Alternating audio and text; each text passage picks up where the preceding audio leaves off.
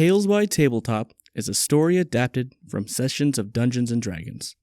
It follows the saga of a trio of adventurers, Laeran, Rosjen, and Tim.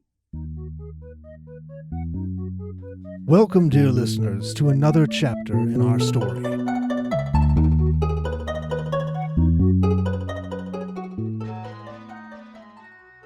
Though the previous night ended on a somber note, our heroes enjoy a long and peaceful rest after their successful excursion into the caves. The following morning is blissfully quiet. Laeran wakes up just as sunlight crests over the tree line surrounding Brevery. He prepares for the day, saying his prayers to Kelemvor and donning his armor. Laeran takes care not to disturb his roommate Tim, who is still in a deep sleep. This may be the first time in a long while I can remember finding you sleeping in a bed. Sleep well, my friend. Blueberries. Ah, well then. I'd best make my way down to see if there's still something warm for breakfast. Laeran heads downstairs to the common room of the Swampy Donkey. He can see Rosjen, his halfling companion, through a window practicing her monk forms behind the inn. His calm turns to mild panic once he turns to look at the cold board. It is more than half empty. That sneaky monk. Laeran whips his gaze back out the window to Rosjen, who waves at him while munching on a piece of bread. The quick griffin eats the horse, I suppose. Eventually, Tim comes down, groggy and disheveled. Good morrow, my friend. I hope your slumber was filled with memories of your halcyon days. Yeah, whenever those were. Did Rosjen get to breakfast first again? Sorry, lad. Liquid breakfast it is, then. Hey, Toby! The young tiefling looks up from his cleaning behind the bar. Yes, sir. I need a drink. Right away, sir. We have a wonderful breakfast stout. You know, Laeran, we ought to find the lord or mayor or whatever of this town and tell him about this necromancy business. I doubt the guards took me very seriously. Do you mean Lady Brevery, sir? I doubt she would have availability to see anyone, especially this close to the gala. Tim's eyes widen. A gala, you say? Laeran, we have to get in. That is your call, my friend. I have had a lifetime full of social functions. Come on. Kids missing in the woods, undead constructs created by some unknown evil wizard, all before a huge party? It sounds too coincidental to not be connected. Tim, you may do as you wish, but remember, do not get caught up in frivolous pursuits today. We have to be prepared for traveling with the town guards to that confounded gate tomorrow. It would be highly unlikely if you got in anyway. The gala is invitation only. Lords and ladies from across the land, the highest of callers. Not, and I mean this in the best way possible, commoners like you or I. Well, we'll see about that. As the day begins to bloom, our heroes decide to go their separate ways for the day and explore Brevery on their own. Laeran meanders through the town, its citizens at work, farming, opening shops, and driving carts full of goods to and from the center of town. The air is full of the smell of baking bread, smoke from the smithy, and dust from the wagons traveling by. He even sees Cartwright and his caravans set up on the east road that leads out of town.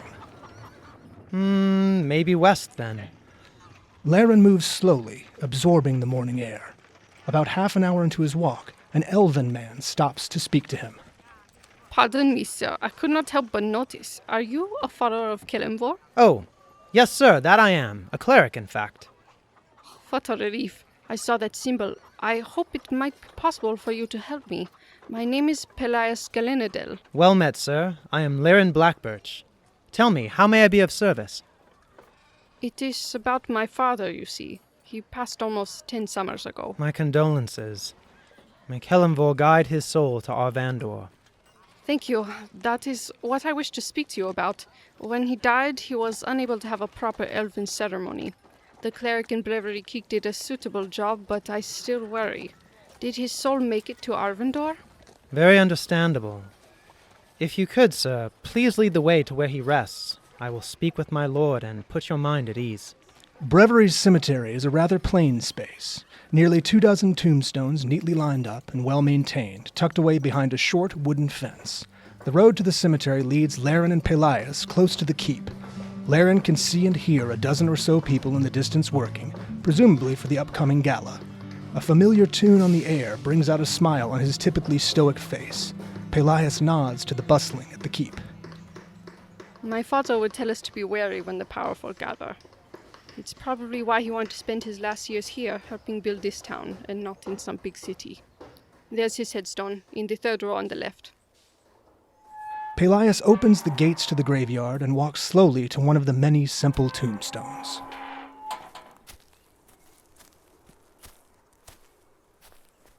Von Galenadel. It is an honor to meet you, sir. His name sounds familiar. Does it? He told us he fought against Tiamat when she and her dragon cult tried to bring her into this world. But that was centuries ago, and we never really took him seriously. Ha! He sounds like a most interesting man. If you'll excuse me, I will begin. Laeran draws his prayer book from his satchel and flips through it, eventually landing on a particular page. He brings out his holy symbol and holds it to his lips as he begins to read. The ceremony takes some time, Pelias waiting patiently by. Pelias, I can't say that I have good news. What is it? His soul resides in the crystal spire. He did not worship any of the elven gods, even Corellin? No. I was afraid of that. He always felt the gods never deserved our devotion. I think I would have rather known the cleric in the keep botched his burial ceremony than his soul be unable to reincarnate. Will his spirit be trapped in service for Kelimvor in eternity? If there is no devotion in life, there is no place for the spirit to go, I'm afraid. But fear not. Eternity is a very long time. Not all souls in the crystal spire are doomed to be a part of the masonry there forever. Well, thank you for your time, Mr. Blackbirch. It may not be the answer I was looking for, but it was the answer I needed. Bless you, Pelias, in Kelimvor's name. You'll likely long outlive me, but the church will happily serve you by and by if you're ever in the need for a guide. The two shake hands and part ways with a smile. Not far from Laeran's communion with Pelias is Brevery Keep, where Tem is in the process of trying to gain entry to the very selective gala, unsuccessfully. What do you mean my name has to be on the list? I apologize, sir. Was my sentence structure confusing? You must have an invitation and be on the guest list. I'll show you a guest list. What was that? Nothing. Look, we don't need any of your types around here. Madame Ticello already has taken care of any hiring or work to be done with the gala. And she definitely doesn't need a drifter like you a lot around here. A common drifter? You injure me, fair lady. Surely no ball, festival, or gala could be complete without Bartemerus Jr. No shit. You're Bartemerus the Fool's kid? Barty Jr.? You'd have to be like 100 years old. Who's that? 82, actually. Listen, let me at least play for you to show you what I've got. You won't regret it. The first guard looks at the second, who shrugs. What do you think? It can't hurt. I'm bored. Sure, fine. Don't see a problem with that. Have a few days to the gala still, never know. Show us what you got. Tem grins wide and unslings his guitar.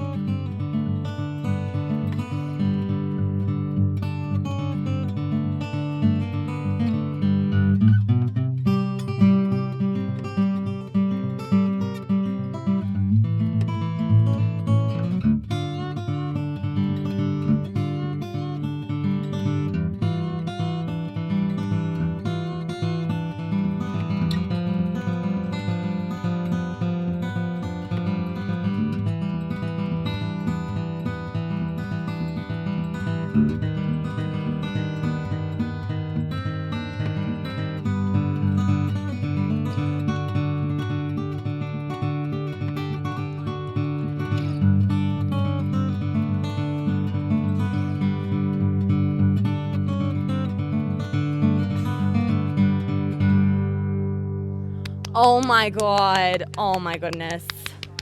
That was fantastic. Ugh, I haven't heard music like that since Lady Brevery had that guy in from Neverwinter. The one with the pipes and the drum? Yeah, that's the one. Good times. So, do you think I could get a meeting with Miss Ticello? God, yes. Bernie, do you mind covering me for a few minutes while I go find her? Go with speed, Rodger. The guard holds his half-helmet down and hurries inside the keep. Tem chuckles, feeling quite pleased with himself. Where did you learn such a song? In my travels, I've had the pleasure of learning from many different sources and teachers. Some of them more otherworldly than others. Well, if you play half as good for the madam, I'm sure she's gonna hire you. Speaking of guests, do you have a list of those who've been invited? Since it looks like I'm probably going to be at the gala anyway, it would give me insight to prepare for specific people and cultures. Oh yeah, here, you can have mine, but don't tell anyone. We're not supposed to share the list. My lips are sealed, friend. The guard hands Tem a folded piece of parchment. However, as Tim begins to open it, the other guard comes back holding his hand to his ear with a pained look on his face. Tim surreptitiously tucks the folded piece of paper into his belt. Madame Ticello is unavailable at the current time. Damn. She did say that she would find you later, though. Are you staying at the Swampy Donkey? She said you might be. Yes. Whew. At least this hasn't been completely wasted. Well, officers, I bid you good day. It was a pleasure to meet you. The two guards wave goodbye to Tim as he heads back to the inn. I knew that trick that old Furbolg taught me would come in handy one day. A little bit of fey magic to charm up some fans every now and then can be damned handy. While Laeran and Tim are busy in town, Rosjen has spent the morning practicing martial arts in the small meadow behind the Swampy Donkey. Eventually, her movements draw the attention of two adorable halfling children. Oh, hi, Mandy. Hello, David. Hi, Miss Rosjen. What you doing? Looks like fighting stuff. It's a little bit of fighting stuff, although I'm not really fighting anything. I do it to refine my skills. You know how I... Find your skills? Did you lose them? Refine her skills, Mandy. It means practice. Oh, can we practice too? Okay, but first you're going to have something to use. Like I have my staff. Oh, we have something like that. Come on, Mandy. The two little halflings scurry inside, eventually coming out 15 minutes later. David carries a broom, missing a vast majority of its bristles, and Mandy grips a broken wooden spoon covered in dark brown stains from years of use. Dad made us do chores before we could come out. It took forever. That's all right, kids. Oh, those will make great staffs. Hurry over here so we can get started. David and Mandy line up next to Rosjen. Now first, you have to set your feet apart like this. A little wider, David. Now hold your staff above your head like a steep roof. Okay, there we go. Raise your hands higher over your heads. Wonderful. Now keep your arms up and turn around using the balls of your feet. Rosjen continues to show the halfling children defensive stances with a staff for a few minutes before David gets impatient. Will this teach us how to beat people up? We should never seek to intentionally cause harm, David. What we are doing now is gaining knowledge of how to defend ourselves in tricky situations. What are tricky situations? You know, how David got lost while playing hide and seek? Yeah? That was a tricky situation. He could have been really hurt. Okay, so now what I want you both to do is learn how to fall. I want you to tuck your leg behind you like you're going to sit on it, and fall on your butt and roll back. Ow! Very good try. Let's practice a few more times.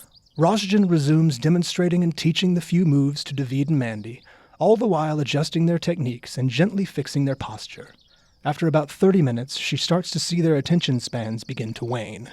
All right, I think we better stop for the day before anyone gets hurt. I am so very proud of you kids.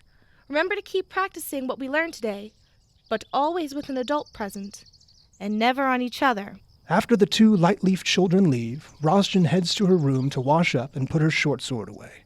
She collects her staff, the armor they found in the gelatinous cube, and one of the kobold's crossbows, and heads off to the town armory. The rhythmic clanging of metal on metal could be heard from anywhere within the town center. The armory is an open pavilion with a large canvas sheet covering the forge and a mound of coal sitting next to it. Between the forge and an anvil is a shirtless half-orc wearing a thick leather apron.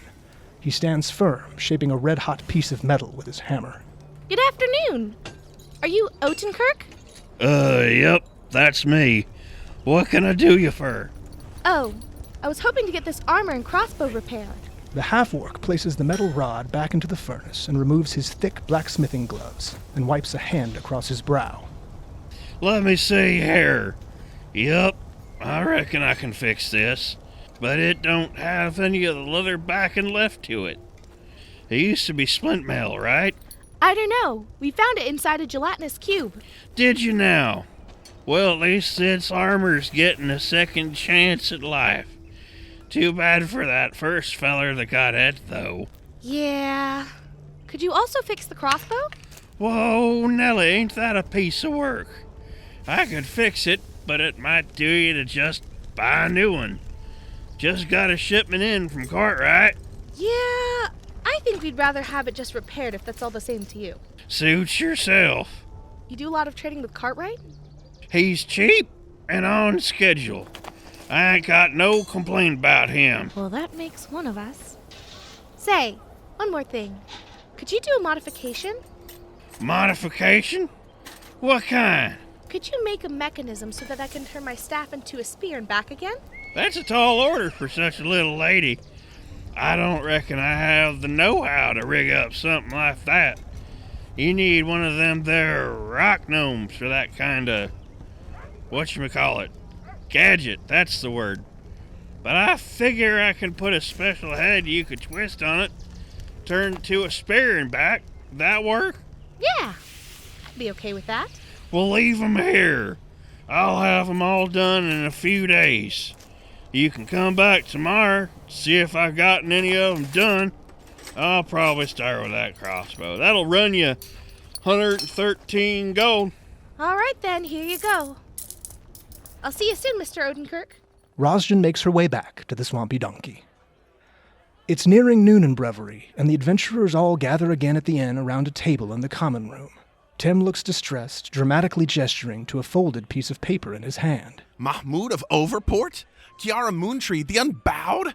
Lord and Lady Hanalai, Baron Nimbusfist, the Steel Baron? It keeps going. This guest list is insane. Bordering on irresponsible. We have to. Will you calm down, Tem? When in the history of ever has telling someone to calm down ever calmed them down? I don't know what the big deal is, Tem. I've never heard of any of those people. The point is, if we can get into the gala, make our presence known, and get picked up by any of the people on this list, we'll be set. We won't have to work for anyone like Cartwright ever again. One of them is bound to need the help of capable freelance adventurers like ourselves. I think you are trying to pierce the sky with a child's bow, lad. I have an in, Laeran. That lady, Ticello, is going to come by at some point to talk to me about playing. I don't believe you. Suit yourself. But you'll eat those words like you stole breakfast. The early bird gets the worm. And the fresh biscuits. And bacon. Speaking of, what is for lunch? Oh! Grilled cheese sandwiches and tomato soup? I can't wait! No one but a halfling knows how to make a decent sandwich. As Rosjen chronicles the storied history of the grilled cheese sandwich, Aldo approaches their table, reverently carrying a rectangular wooden box and a leather pouch. Excuse me, everyone.